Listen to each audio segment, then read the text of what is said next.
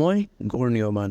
আজি 4 ফেব্ৰুৱাৰী 2023 আপোনালোকে ভাবিছে চাগে যে ইমান পুৰণা ভিডিঅ' কিয় এতিয়া আপলোড কৰিছোঁ কাৰণ আমি সময় ধৰি ৰাখিব নোৱাৰোঁ সেইকাৰণে মই মোৰ মোবাইল ফোনৰ সহায়ত খাচি ৰাখিব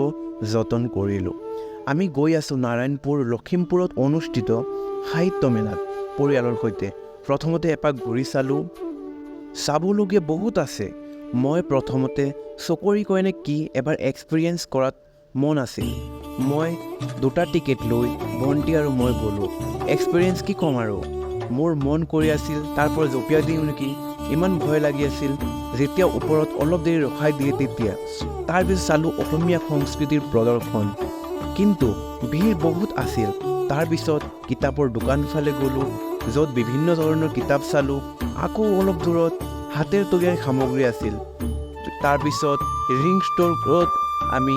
নিচানীবাজি কৰি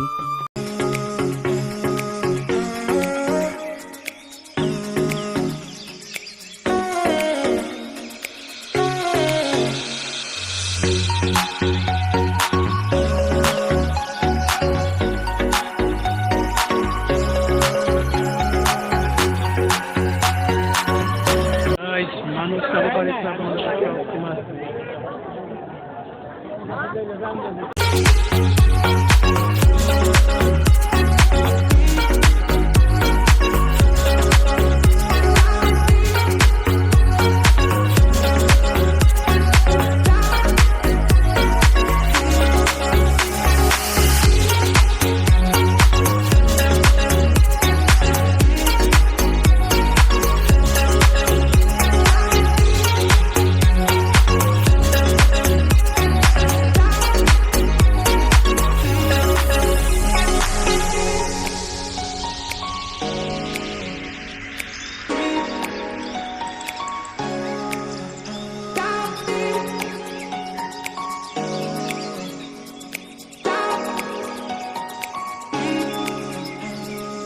গোল্ডেন টেম্পল হৈ ঘৰলৈ আহিলোঁ গতিকে ভিডিঅ'টো কেনেদৰে হৈছে আপোনালোকে জনাব